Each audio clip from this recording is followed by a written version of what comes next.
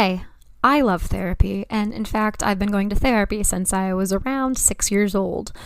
Though I talk about therapy a lot and may interview some therapists on the show on occasion, nothing that is said in this podcast should be considered a replacement for therapy. If you are struggling, I urge you to please seek guidance from a therapist because you are absolutely worth it.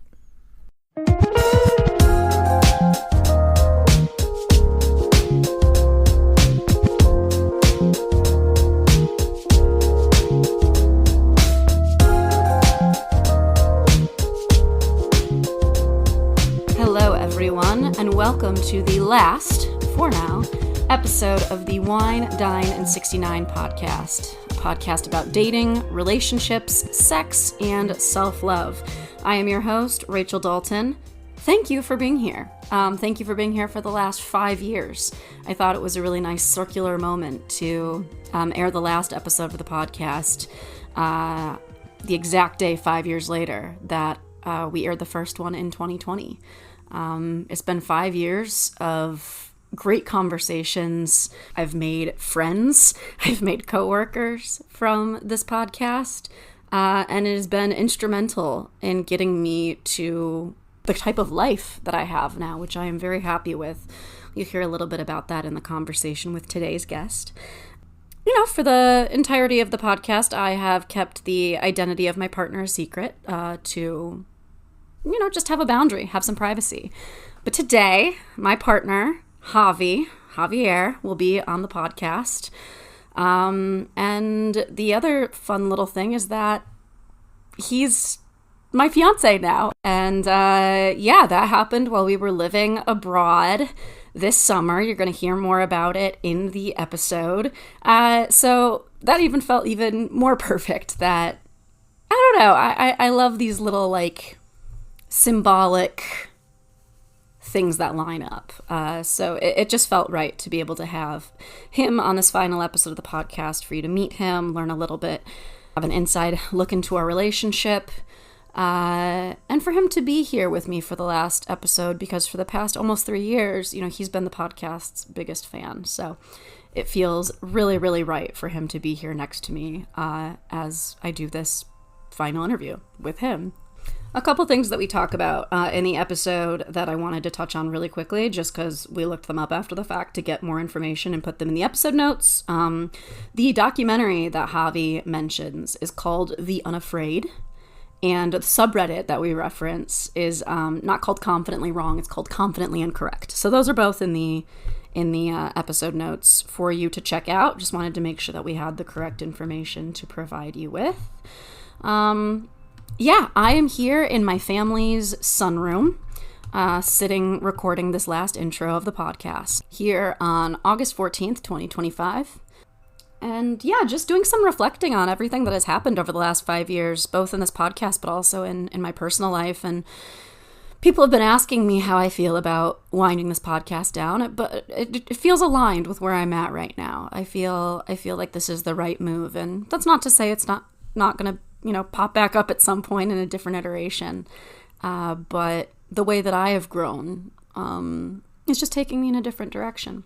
I am so happy with where my life is at these days. It's not perfect, kind of like I was saying in the last episode. There are still things that I need to work on or that, are outside of my control and just kind of shitty, like my mom's health situation and the state of this goddamn country that we're in. But that doesn't mean that I can't appreciate how far I've come and where I am at in my own personal world. And I am happy. I am in a great relationship. I'm going to enter into a marriage with a wonderful man. I have a great family. I have good friends. I am on basically decent terms with everybody in my life. And I'm figuring out where I want to put my energy. I'm going to be working on learning Spanish so that I can speak to my in-laws better. Doing more intimacy directing, intimacy coordinating in the theater. There are some shows coming up that I'm going to be doing some auditioning for. I am planning on writing some theater projects for my group of friends and me to do. And I don't know, life is under the circumstances, it's okay. And one of the things that Javi and I discuss in this episode, and that I was actually just talking to my dad about, is this idea that, like, you don't need perfect. You just need stable. You just need good enough. You just need a high, consistent average. And I have that right now. And I'm really, really grateful for that. And I also recognize that it's been hard won. The past year and a half of my life has been really, really difficult. Going through that, CODA season that I talked about in like April of last year. Whew, it's been a lot of work. But it got me here. And for that, I'm really, really grateful. I'm also thinking back to where I was 5 years ago. Listeners have seen me in a relationship with my last partner, which at the time I thought was so dreamy and perfect, but wasn't in retrospect. Partially my fault, partially his fault. I just think it wasn't as grown up of a relationship as I thought it was at the time. And watched me go through that breakup, which was a process. Go through a year of learning and being single, and then, meeting Javi, who you will meet today. And then just the trauma of it all, learning that, once you enter into a healthy relationship, that doesn't mean that all the trauma just goes away. You have to work through it. I've done so much work, and I'm so proud of myself. And I've learned how to give myself more grace and compassion than I think I've ever been capable of giving myself. And I'm really proud of that too.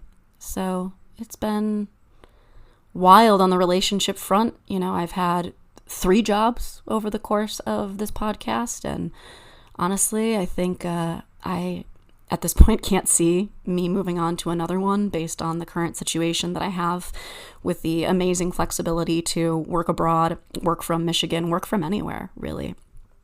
Lots of changes, some good, some bad, but I am very proud to say that I think that I have done pretty well with the cards that I've been dealt. That's the refrain I've been talking about over the last, year. You're not entitled to a certain hand of cards, but you are obligated to play the hell out of the hand that you're holding. I continue to really, really stick by that. So you're going to meet Javi. We've already recorded that interview, so I don't know why I'm a little nervous about it.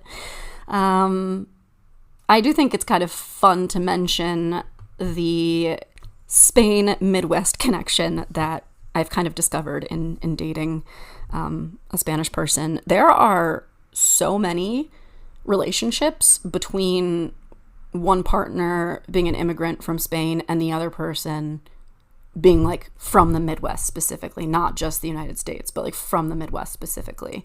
Both of Javi's best friends are Spanish guys, and they're both married to women from the Midwest, which is just, I don't know. I think it's funny. And then I've also found like all of these influencers who are, married to Spanish people and are learning Spanish and teaching about Spanish culture. And they also happen to be from the Midwest a lot of the time. It's really wild. I think there must be like I know that there is after being in Spain for, a decent chunk of time this summer and a little bit last summer. I know that there are a lot of cultural things in common having to do with food and a lot of focus on family and kindness. So I don't know, but I still think it's so funny, that connection. So if you are from the Midwest and looking to date, I recommend meeting the eligible bachelors and bachelorettes in Spain.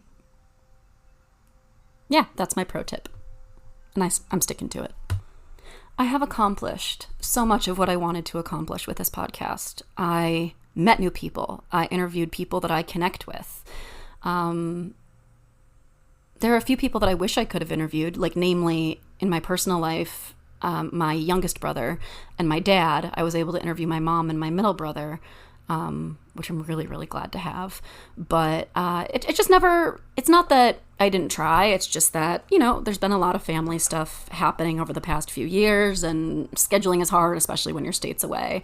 So who knows, maybe in the future. But other than that, I really have accomplished much of what I wanted to accomplish in the content of this podcast. I wish I'd been better at editing and marketing. That's the part that I really just don't really love. If I ever do come back to do another iteration of the podcast, it'll probably be paying somebody to do those parts of it that I do not like very much. But in terms of the content itself, I'm really proud of what I've done here.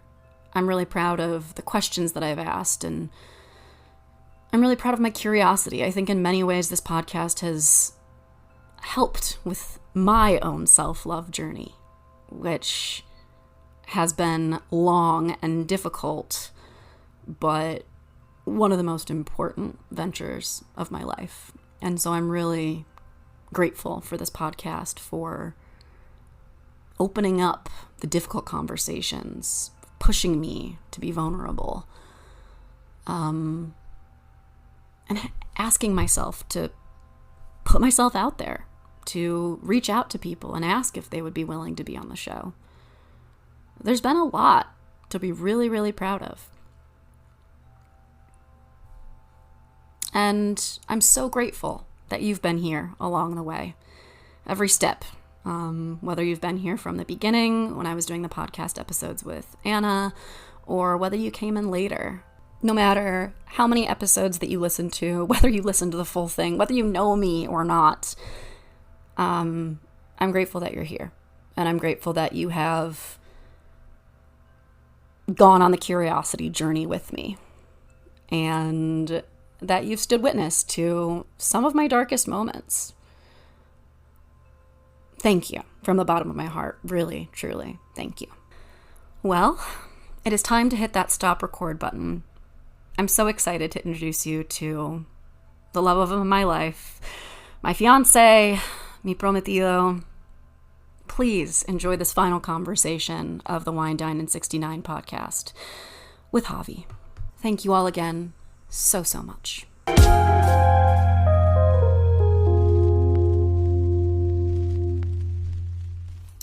Hello, everyone. Welcome back to this final episode of Wine, Dine, and 69, which I'm feeling pretty great about. Although I know that my co-host for this last episode is a little nervous. Today we have my fiancé on the podcast. So we're revealing a lot here. Javi, welcome to the podcast. Thank you. How are you feeling to be in the hot seat? Have you scooch up a little bit? Well, I always speak in English in front of people, but I don't know. I have listened to a lot of episodes and I feel semi-prepared for this, I guess. You know what to expect. Yeah, and, on that note, you are the podcast's biggest fan. I am. When I was dating, I was trying to figure out, like, do I tell people? Do I not tell people? And I was a little nervous about it. When we went on our first date, I told you, and you immediately, like, listened to almost, like, half of my backlog. I did. Was that because you found it interesting or because you were interested in me? Both. I have to say that I still to this day, I really like, again, because of my background, I prefer the interviews where you have experts on things, rather than, better than the other ones that are more storytelling. Well, you're a scientist. You like the science. Yeah. Nerd alert. Nerd alert. But yeah, I really enjoy the interviews where you have experts on things, PhDs, things like that, which is more of my area, and I can relate to those episodes a little bit more. Mm-hmm. Yes. Well, PhD. Go ahead and tell everybody a little bit about you. We're so a big secret on the podcast has been your name. I don't refer to you by name. Mm-hmm. For your privacy. And the other thing is that we, set some rules early on in our relationship about what am I allowed to divulge on the podcast, what am I not. And one of the things that you wanted to be kept a secret was where you're from. So do you want to tell us a little bit about you, where you're from, why you're here, if people can't guess from your accent? Oof. In my opinion, I think it's very easy to guess from my accent where I'm from. But I am from Spain. I am from the south of Spain. And yeah, I came to the United States about 12 years ago. I came for my master's, and then I came back to Spain for a little bit, and then I came back to the United States for my PhD, which I finished 2-3 years ago, and I am very happy with my situation right now. I work at a wonderful institution that lets me have my summers off, and we can go to Spain and spend some time there, close to many of my friends and family. So yeah, I worked my ass. I ate a lot of shit.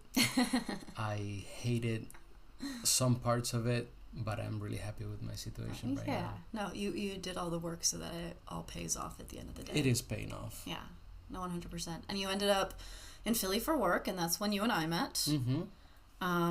What was that experience like? I mean, I know that you moved to Philly ready to settle down.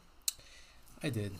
Well, during my PhD, and especially towards the end of my PhD, I felt like I was going through life. It was hard to settle, and I didn't even think about it.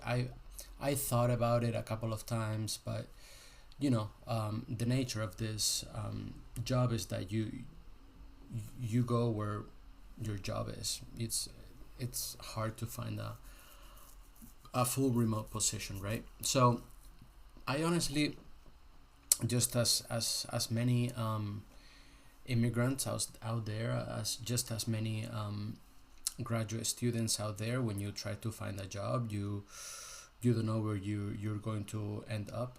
And I was lucky to end up in a beautiful city like Philadelphia, and I'm really happy living there. But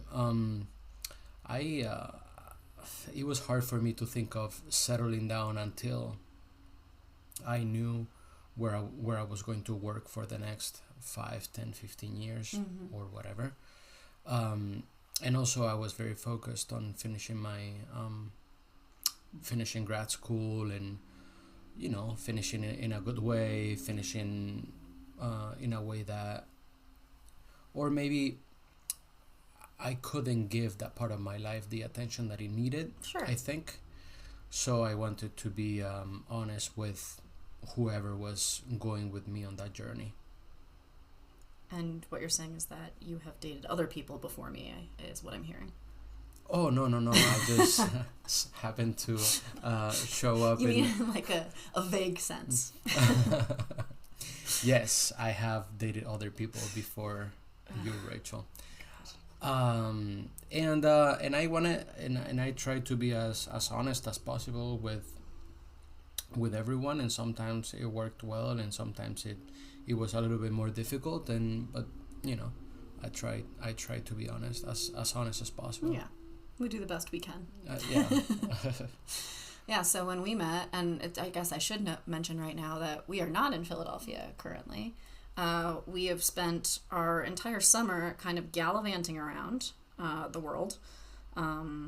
We spent 6 weeks, no, more than that, almost 8 weeks, in Spain. Mm-hmm. Javi's family has a apartment steps away from the Mediterranean. It was lovely and very restorative and restful. Mm-hmm. And then we were home in Philly for a week, and then we came up to Michigan to spend 3 weeks up here.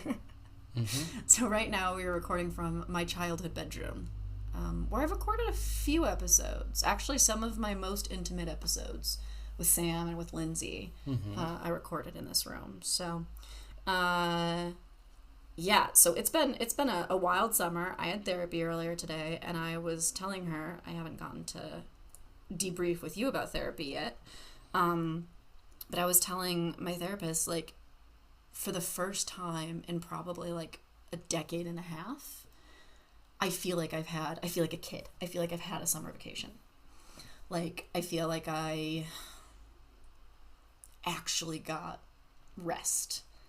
And now, you're going back to teaching. We just made a plan to like meal prep for the week, to bring all of your teaching clothes to the dry cleaner. Like, it feels like we're getting ready to go back to school. And for the first time, I like feel that same like preparedness to like get into routine. And I think that it has to do with the fact that my job allows me to, even though I was working while we were in Spain, it felt like I had a summer vacation. I mean, you had a summer vacation. You would work here and there to prep for the semester, but mostly you were playing your soccer game. Yeah.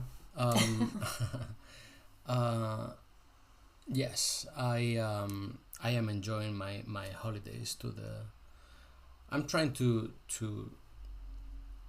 enjoy the holidays as I want to enjoy them.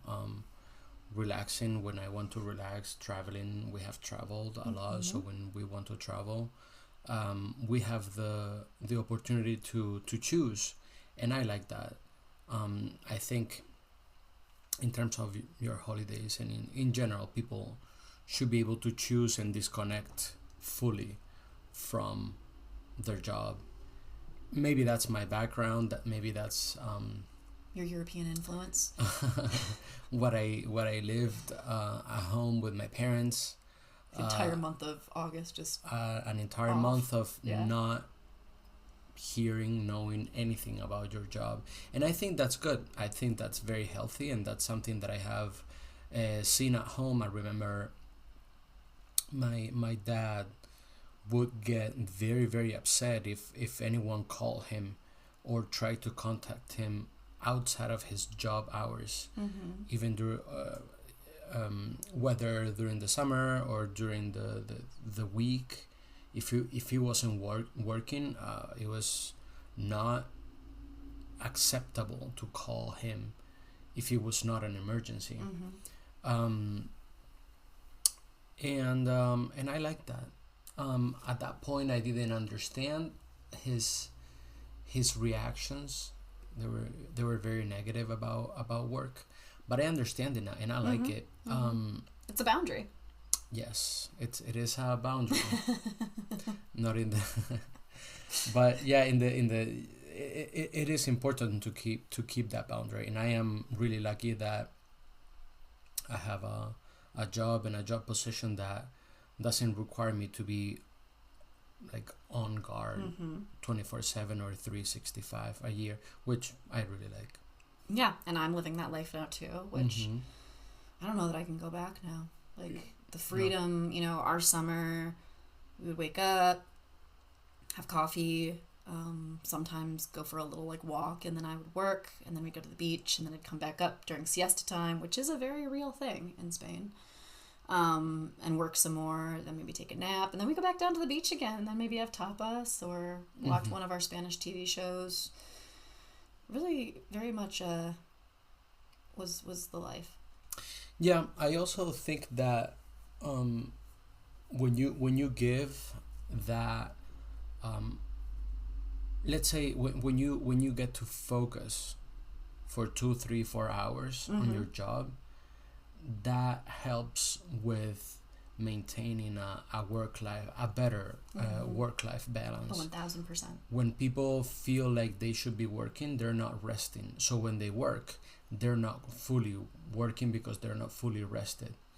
I know that in many places, in Spain too, and even in the United States, some companies have done it.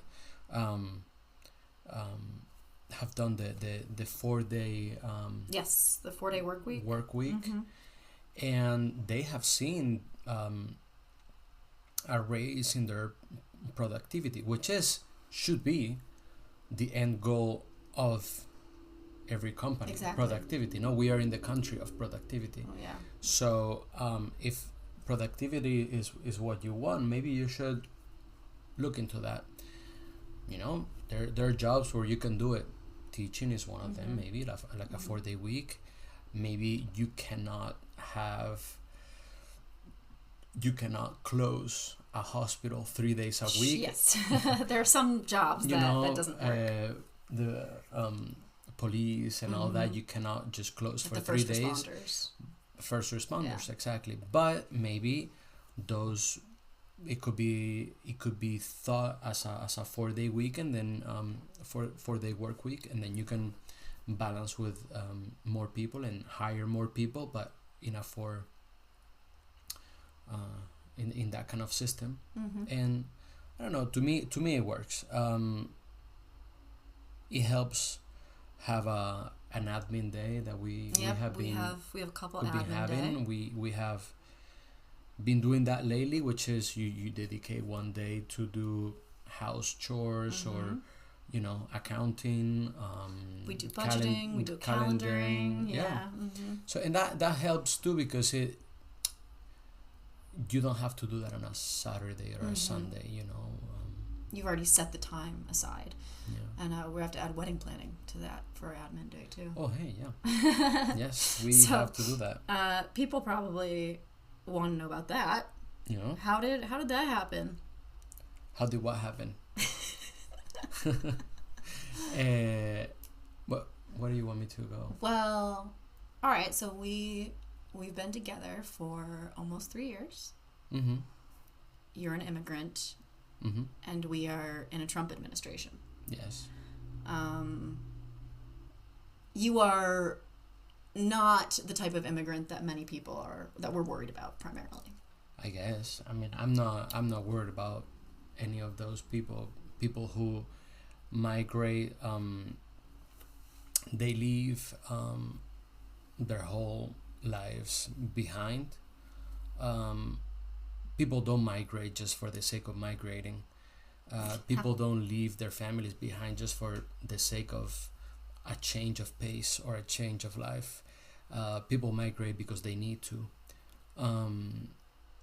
And that's a change of mindset that we need to think. I am one of those. I hate to say this term because it's not part of me, but I am a documented immigrant, and I don't think they're undocumented immigrants. I just think they're underdocumented immigrants. Mm-hmm. But which, by the way, I highly recommend that documentary, Underdocumented. Okay, I'm gonna add that to the episode notes. But I have come to the United States knowing that I was safe. I mean, I had a time limit to complete my to finish my studies, but I was not under any kind of threat of deportation.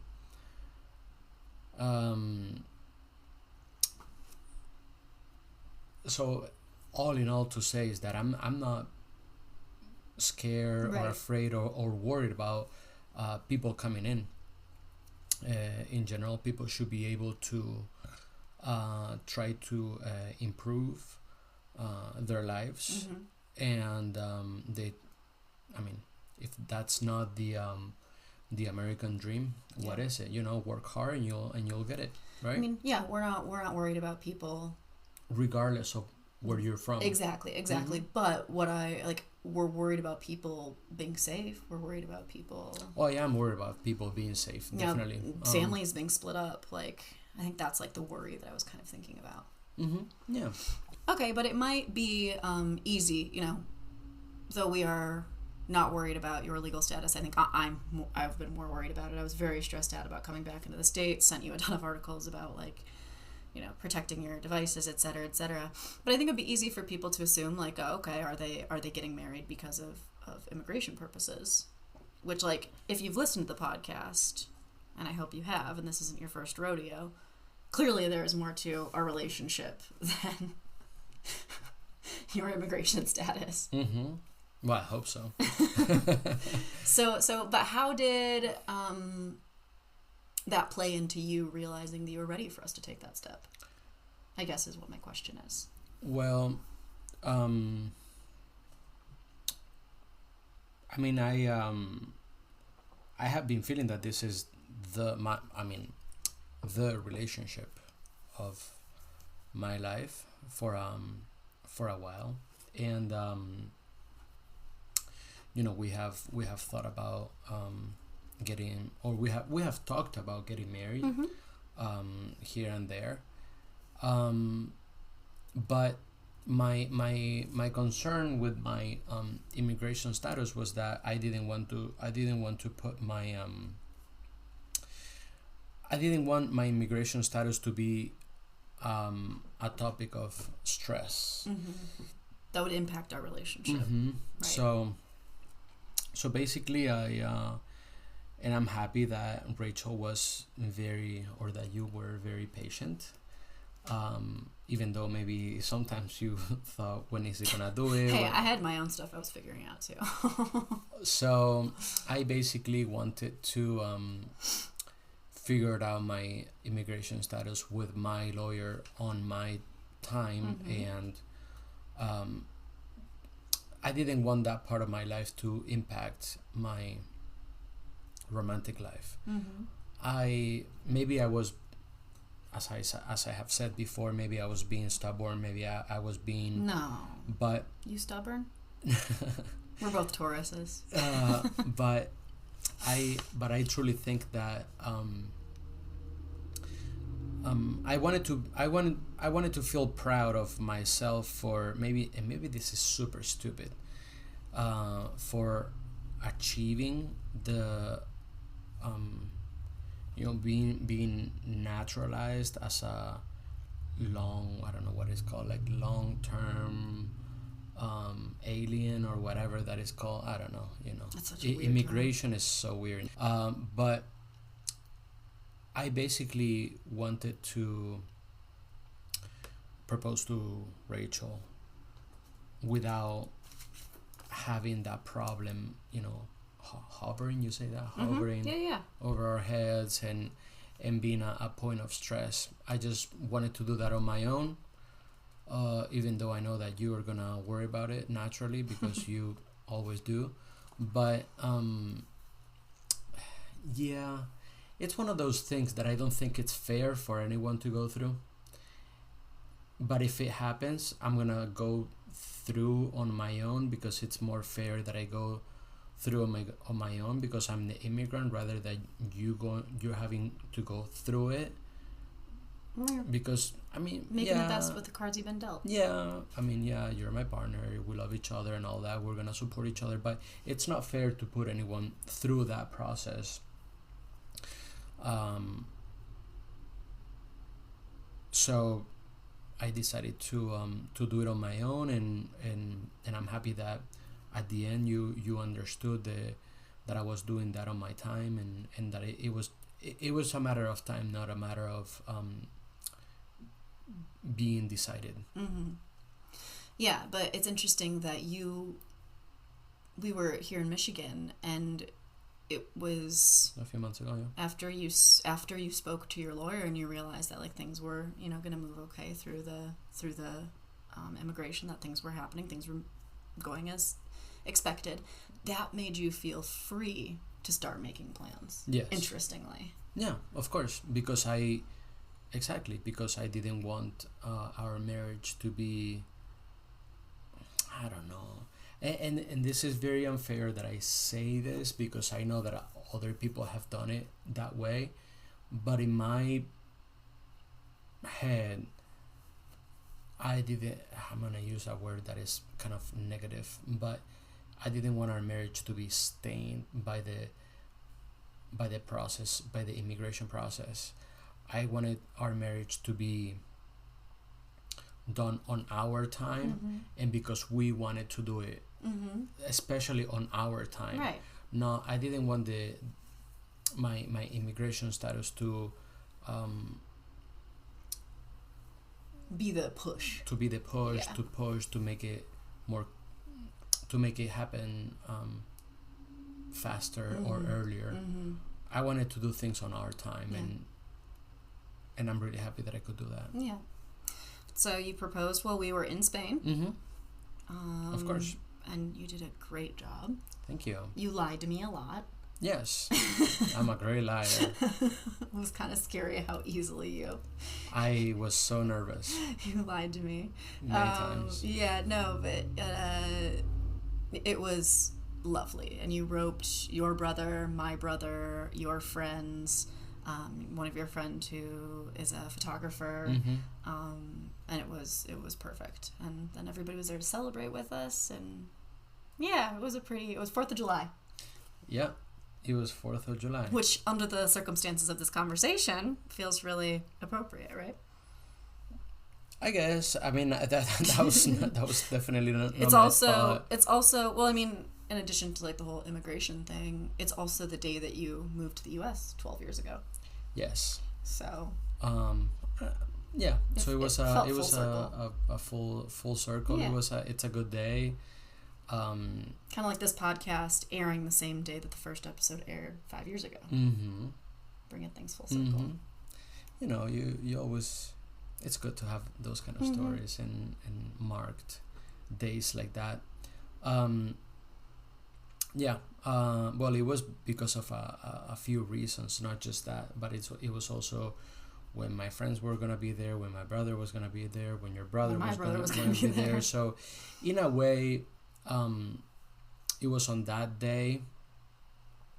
For a number of reasons, it was cool that it was the 4th. Yes, there was a few options to choose from. Yes, but in general, if we think about it, the time window was not huge. Right. So, but I'm glad it worked out that way. You didn't mean to Taylor Swift, but you Taylor Swifted anyway. What do you You know, like Taylor Swift does, like, she like hides things in albums that like she's thought out her like album like 10 years in advance, and like they're like little Easter eggs like all the way in advance. Oh, really? Yeah. Oh. She just did it again like yesterday. Oh, wow. With like one of her albums harkening back to something or other. We'll have to ask Sam. All right. I don't know that I understand all the details fully. That's impressive though. I know. It's like it's art. Like it's an art form. Just really understanding what your base wants and creating these little Easter eggs to look out for. So we have been in a relationship for almost 3 years. We went on our first date 3 years ago next month. Actually, 3 years ago a month from tomorrow. Yes. Which is the day that this episode will be airing. So, yeah. We have gone through so much growth. Yeah. I think in many ways, I mean, you have been incredible through every step of my trauma journey. But you've gone through your own growth as well. You finished your dissertation while we were together. You defended your dissertation. You became a doctor. You started this job. You have gone through growing pains in that process. We've both had family stuff come up that has been difficult. Like, what do you think about our growth individually and as a couple over the last 3 years?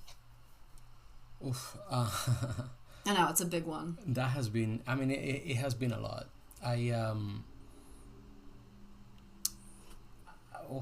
If I go back to when I moved to Philly and my first year working, it was a lot. I was finishing my dissertation while I was teaching at this institution for the first time, so I had to create all my materials. All the professors out there know how hard it is to start from zero, when you have nothing to work with. Well, a textbook, but you didn't even like the textbook at the time. Gladly, that textbook is gone. Anyway, while I was writing and trying to finish my dissertation, while at the same time I had an advisor that was absent. Not he didn't understand my situation as an immigrant in this country. He didn't understand that my time was running off, running out. That your ability to stay in this country was dependent on you getting that dissertation done in a certain time period. A lot of undue stress there. He was just sometimes weeks at a time without receiving a response over email at the same time, But at the same time, I was getting to know amazing people. I have great coworkers that helped me throughout the way. Great department chair that helped me throughout the way.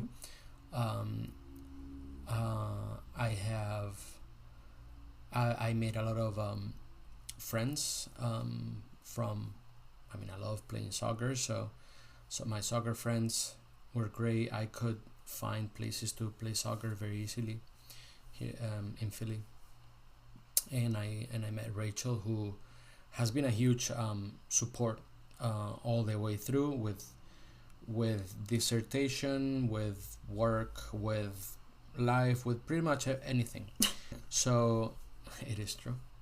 And that's why we're getting married. No, one of the reasons, but yeah, the change has been huge. I remember when I finished my dissertation and I defended, and I could. That was the first time that I slept. Yeah. All night long, without waking up, or without nightmares, or without some sort of sleep disturbance. Yeah. So, my life has changed a lot. And as I said, you worked really hard for it. And as I said before, with our marriage process, I'm really happy that when I moved to Philly, our relationship started not long after I moved to Philadelphia, and I was open to be vulnerable with someone. That's something that I hadn't been for a long time. For years, I wasn't able to be vulnerable because my focus was somewhere else. And yeah, I think in general, growth has happened because I have more time to dedicate to growth process, to my relationship, to friends, to my hobbies, to cooking. I love cooking, and Javi is the primary cook in our house. It's just the only cook. I cook bread. I bake bread. And you know what? Those things that in the past you're like, maybe I can do life without this. Maybe I can do life without that. Maybe because I don't have any time to do this, because I don't have any time to do that. But those little things that are present in my life, like cooking, playing soccer, going for a walk, I don't know, whatever it is, watching a movie without looking at the clock, going to bed early when I feel tired, without feeling like I have 15 more things to do. Those are things that I am getting to enjoy, that I have been enjoying in this past 2 years and some change. Yeah. So yeah. And then that kind of, at the same time that you were going through a lot of those stabilizing growth things, I was going through kind of the tail end of my destabilization of growth. you know, and you just listened to the last episode that I published with Leah. Mm-hmm. We listened to it together in the car, and I definitely saw you laugh at different points about, you know, reflecting on how bad I have been at accepting love. That sometimes that was tough. Yeah. Yeah. Without like being like really suspicious, Mm-hmm. or thinking that like it was a trick or a trap, or you know, like just not knowing how to deal with it, because when you have a disorganized attachment style, you want love, but at the same time you're fearful of it, but at the same time it makes you anxious. Like there's like this crazy push and pull within. I think I have come to terms with the fact that I am disorganized. But that episode was recorded, I think I did the math, and it was like a year and a few months ago. I think it was in like April of 2020. That's a long time ago. Yeah, and I just... No, that would have been April. Yeah, April of 2024. Yeah, I think was around the time. 2024. All right. Which was kind of like the last coda season, right? Mm-hmm. That's what I called it. The coda season of like my healing journey, which I feel like has very happily come to its conclusion. Mm-hmm. What was that like, listening back to that episode and reflecting on everything that I have gone through in my relationship settling journey, and how that has impacted our dynamic? What was that like in retrospect? Well, when I think about our relationship in retrospect, I feel like there were many moments. I mean, the good thing about you is that even though there are a lot of things that are going through your mind, Mm-hmm. and you know, I mean, all sorts of trauma, anything. The good thing is that it works in my favor, that you are an excellent communicator. Mm-hmm. So I'm never left guessing what's happening. Oh, yeah, no, that's true. I always told you, even if I knew you wouldn't like it, or, you know, it was opposite to, you know, what your...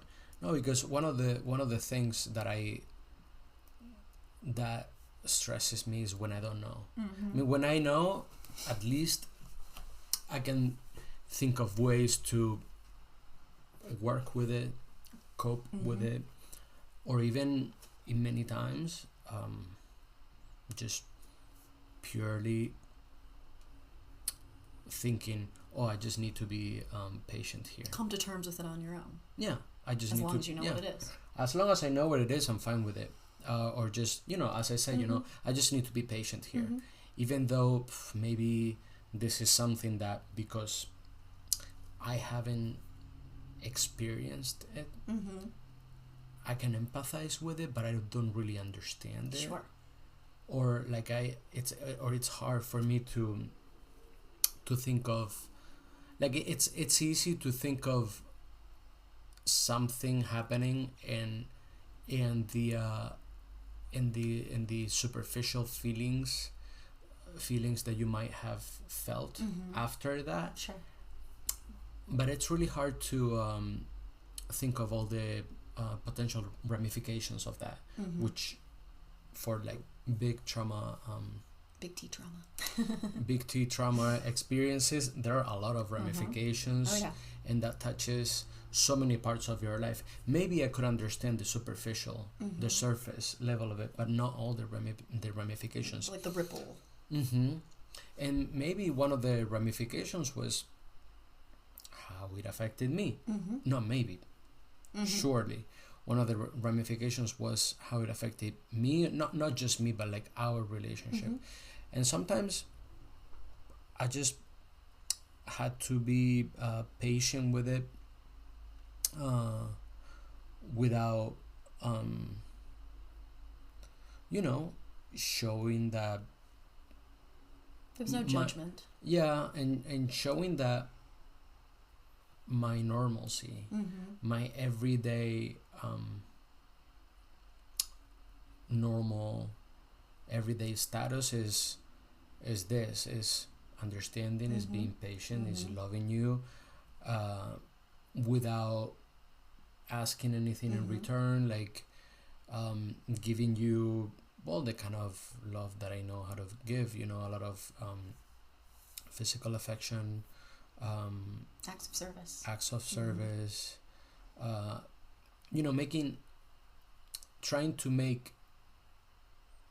trying to make you see that those things were normal, and were not contingent to you being a certain way.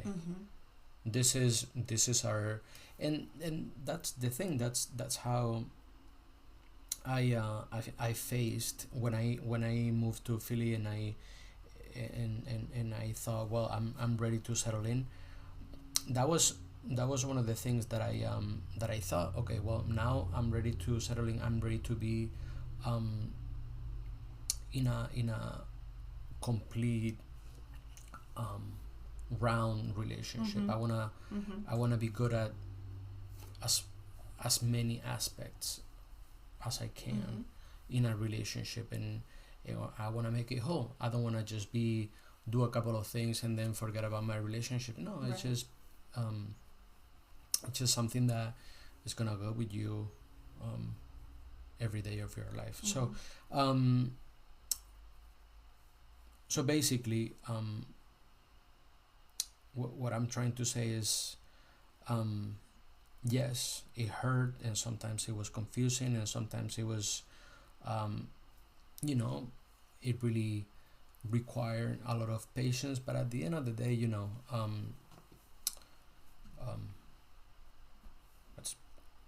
I guess I hate using the expression "it's worth it," but it is worth it. Yeah, like the vulnerability that it creates, the stability that it creates. Like I was just telling my therapist today. Stability, I love that word. That's how I've always seen a relationship. A lot of stability. I don't know. We always think, and sorry for interrupting. I always say, well, there's so many problems out there, and problems will come.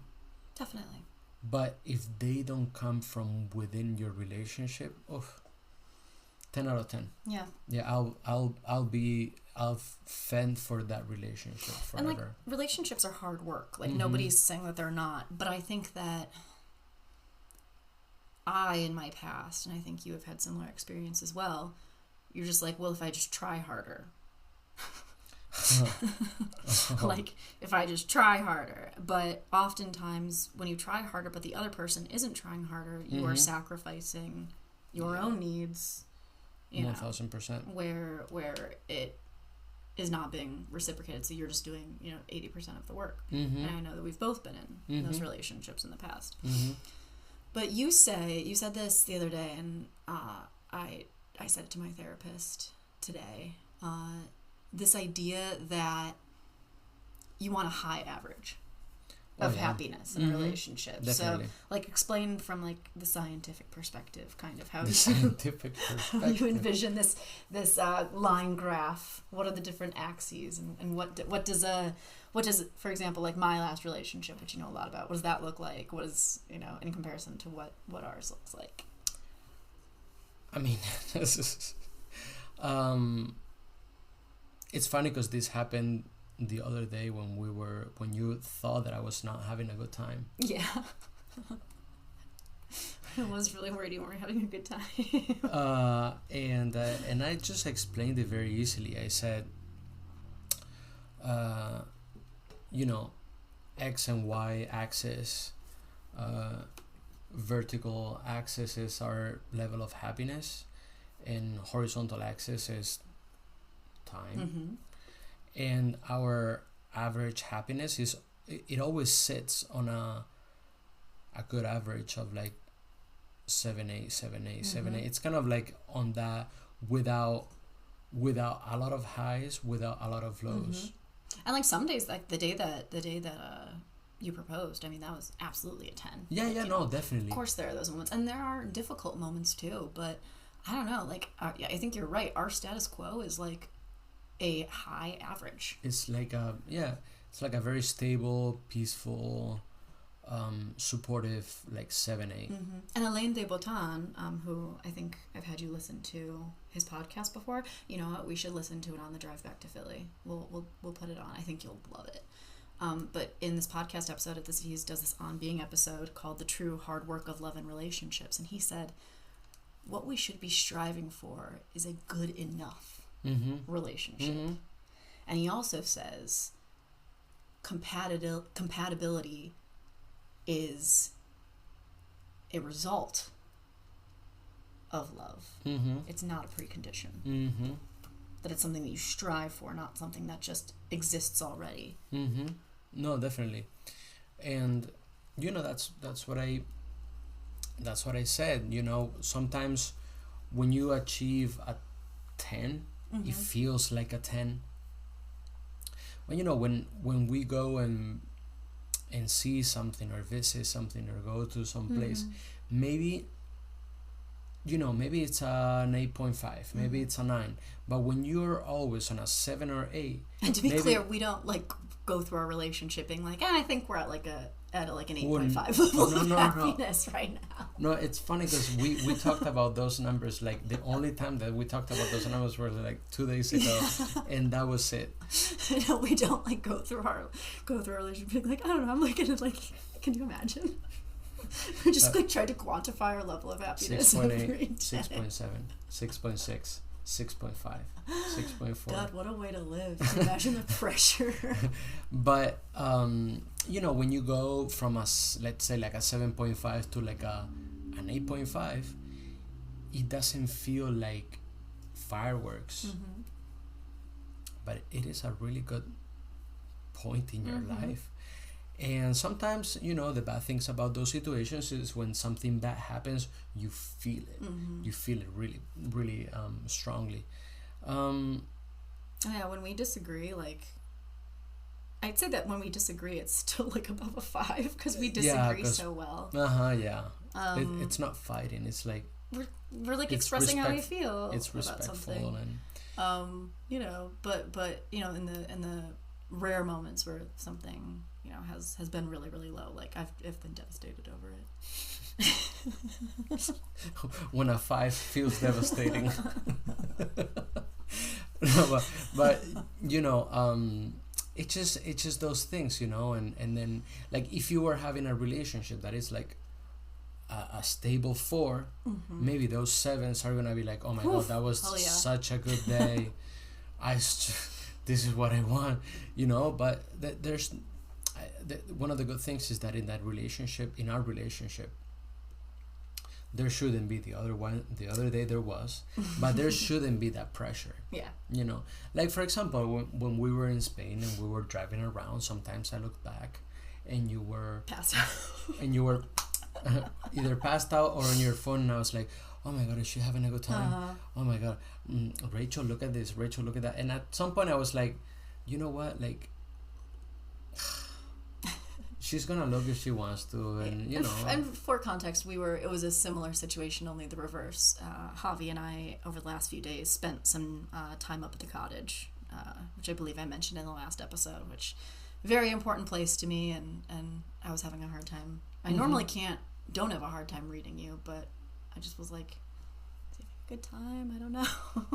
So that's the context. Yeah, I was having a great time. I love that place. I mean, to me, you know, anything by the water, it gets me. It's preferable. I sometimes, you know, like I have, people have asked me in the past, especially when I have lived in places that were not that close to body of water, I said, you know, like beach or the mountains, like I love both. Oh no. Lately I have found out that it's the water. Like I love a good hike. I love a good hike with good views, like a good like hike workout where you're like a little tired at the end and then you're like, oh, I deserve this view. But ¿Por qué no los dos? Yeah, but any body of water is like yeah. No, I think for me it's been really fascinating. I think I definitely noticed the biggest difference that there were a couple different like points where I've noticed huge differences in the last year in my CODA season, right? Mm-hmm. Started EMDR, processed a lot there. That must have been really interesting to live with me Mm-hmm. Yeah. during. Uh-huh. There were times when I just like didn't want to be touched Mm-hmm. for a couple days. There were times when I like wanted a massage. There were times when I just wanted to cry. Mm-hmm. Like very all over the place. Mm-hmm. With EMDR is wild, and completely worth it in my experience. But that did not take away from the fact that it was really fucking hard. So that must have been interesting for you. But in addition to that, we dealt with my mom's health. Yes. And I do think that, I mean, Javi was so present. He drove with me to Michigan for Thanksgiving, stayed for a week, made a bunch of food, helped to clean, all of that stuff, drove back to Philly by himself, and then drove back him again like 2 weeks later to come back for Christmas, where he made our entire like extended family dinner for celebrating Christmas. And I think for me, that level of stability was a game changer. And that's kind of what I discussed with my therapist today. I think that being in one of my lowest moments where you could have bolted, like, you know, I did have a boyfriend who, when he found out my mom had, it was when my mom was being diagnosed, and when he found out that the diagnosis was terminal lung cancer, he was like, I can't handle this, and he bolted, which like is his right, but that didn't change the fact that like it fucked with me, you know. And so for you to, again, for us to be at this very low moment, very, very difficult. And for you, A, not to run, but B, to show up and give when you were not getting anything in return. I was, but... Like, okay. Just because you wanted to be helpful to me, the person you love, but also, by extension, my family and people who, you know, will be your family and people that you have grown to love. Yeah. Correction, I did run to Myers. Meyer. No. Singular Meyer. This is an ongoing. This is our biggest fight, probably. That and what color the couch is. Myers. In our house. Mm-hmm. It's blue. Gray. Anyway, we're like the little fairies in Sleeping Beauty. Do you remember in that movie, like, they like keep changing her dress to different colors? I don't remember. No? Okay. Well, that's like us on the couch. And then, yeah, I think finishing EMDR and just feeling like a huge weight was lifted off my chest. I don't know. These were different points that I kind of experienced, different subtle shifts. Mm-hmm. Where each of those points that I just mentioned, I think our relationship got like a little bit better, and a little bit better, and a little bit better. And then we got to go to Spain and enjoy our time. And I mean, ever since we got there and ever since we've come back, like, I feel like my ability to be present, my self-regulation tools, and our communications tools and skills have just improved. Now we have to plan like a wedding, which is going to be like stressful, but it'll be fine. It'll be fine.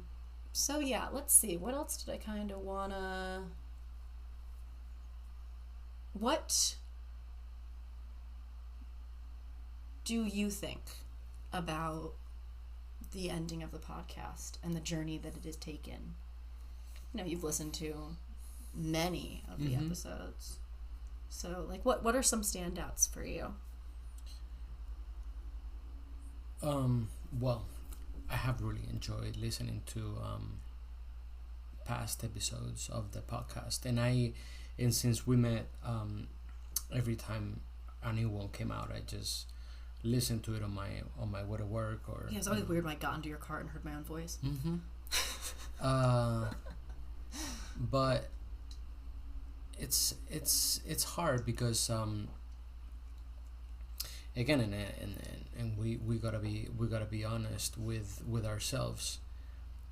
I wish this podcast had more of an audience, because I truly think, I mean, there are many podcasts out there, and there are many trash podcasts out there, and basically I don't know if we're getting into that weird age of where like the TV like the TV channels and like cable TV and all that is kind of dying. But man, it's like you give like 3 or 4 dudes like a couple of couches and a microphone, and they feel like they talk as if they have read the whole like Encyclopedia Britannica or something like that, you know. See Joe Rogan, Theo Vaughn, oh Jordan Peterson. Who else? I don't know. It's just like names I wish I didn't even know off like, the top of my head. I don't know. It's just people. There's so many podcasts out there where people talk with such confidence that I'm like, you shouldn't have that much confidence. If you knew how much you don't know about what you're talking about. But I wish this podcast had more of an audience, because I truly think that many of the episodes, and in more specifically the episodes where you interview experts, are great. And I think that many more people should listen to people who have in fact done the studies and done the research and done like a deep dive on X topic, rather than the people who just talk confidently about something. What Javi is trying to say is that like science matters, I think. I guess more than science. We should listen to experts. Science matters. We should listen to experts, and empirical research matters. Yeah. More than that, people who just wake up and watch 4 reels or 4 like TikToks about Roe v. Wade, and they suddenly sound like experts on the matter. That shouldn't be like that. The confidence is alarming. It's very because then alarming. when and I learned this the hard way, like when someone is confident in what they're saying, even if they're wrong, that's how cults start. That is how cults start. Cults start by somebody preaching whatever with no factual basis. Actually, there's a subreddit called Confidently Wrong that I love so much, and I think it's called Confidently Wrong. I love so much because it's just amazing how, I don't know, I forgot the name of that effect, but it's amazing. Okay, we're back and we looked it up. We looked it up. It's the Dunning-Kruger effect. Okay, say it away. Say it again. Dunning-Kruger effect, which is basically, and it happens to all of us. I'm gonna say it happens to all of us. When you start learning about something, X topic, and suddenly you feel this quick rush of confidence because you understand it, and you're learning, and learning feels good. It makes you feel confident. But then people go, oh, now I know everything about it. Yeah, I know. When you read like the first paragraph of Wikipedia, that's the Dunning-Kruger effect, and that happens to a lot of people. When I go and watch these podcasts, I feel like that's what is happening. Like they're so confident that I feel like they have read the first 3 paragraphs of Wikipedia, and they just go on the episode talking about it. Yeah, it's amazing. It's truly something to study. Also, I was today years old when I learned that it was the Dunning-Kruger effect, not the Diane-Kruger effect. It had something to do with the actress Diane Kruger. Whoops. But anyway, those are my thoughts about this podcast, and maybe maybe I'm biased because You're definitely biased. Because I love you, and I think, but I truly think that I wish a lot more people could or went back and listened to the. Well, yeah, they can. It's not going anywhere. The backlog of everything, all 120 episodes, plus 6 bonus episodes, 126. We'll all be there, and who knows? It might not be goodbye forever. Might come back in a different iteration, but for now, For now, it's a good. It's also a time to dedicate time and energy to. Family. Yes. We're very it's focused on my family of origin. Taking care of my family. We're focused on taking care of your family of origin. And having conversations about what our family will look like. It's very much time to, I agree, focus on that. And if I'm gonna have a side hobby, it's always been theater. It will always be theater. So it's time. I feel feels about it, but it's time. And I hope some singing too. Oh, well, that goes along with the theater. Yeah. And I was singing the car. Not always, but yeah, I'm very lucky that I get to. Just turn on Disney and there I go. Yep. That's the trick. That's the trick. Well, Javi, what are some goals that you think that we should have going further with this time that I'm not going to be doing the podcast? I think I'm going to be dedicating a lot of time towards wedding preparation, but also hiring a Spanish tutor. So that I can actually speak with your family. And friends. So I got much better this summer. You did. But there's still work to be done. A lot of work to be done. So, settling into our house. We have a house. What else? Well, what's next? I think you summed it up pretty well. I think, spending time, organizing a couple of future events that we need to organize is gonna take a lot of our time and energy because those are big things to organize. And even though you and I are would prefer a small celebration, there's we would like a lot of our friends and family to be there, so when a lot of people are gonna be there, you need to organize a little bit more. And we love our moms so much. We just want our moms to have that day too. Oh yeah. I already know that if I celebrated something here and my mom couldn't walk me to the down the aisle, she would be devastated. Yeah. And I need to, she needs to experience that, and she needs to be happy and proud, and I like seeing her happy. So so that's what's gonna happen. Yeah. We'll probably do something small in Philly, and then something bigger in Spain. Yeah. In the future. Yeah. But yeah, it'll be nice to see our families and friends reunited and all having a good time. Yeah, a lot of focus on family. I think that's been a big change in the last year too, as we've really shifted that focus. So, well, Javi, do you have any last thoughts about the podcast? No, I'm just gonna say it's been a great honor to be your final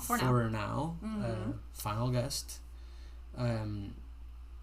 I remember when I started listening to this podcast, I really liked it. It's different from other podcasts that I have seen. or listen to out there, and I'm really honored that I got to be the last, and I know that a lot of your friends and family have been guests, and I have loved those episodes.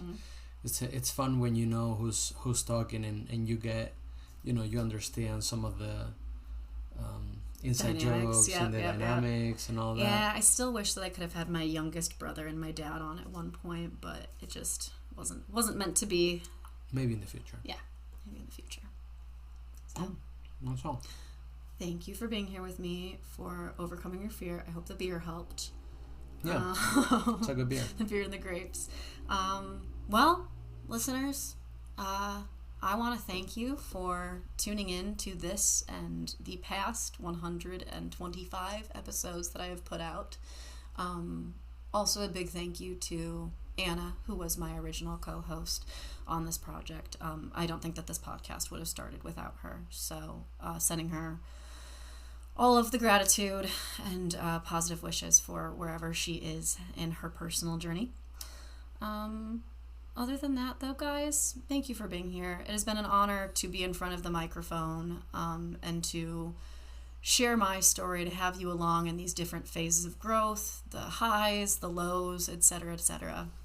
So for the last time, this is Wine, Dine, and 69. I am your host, Rachel Dalton. Thank you for talking.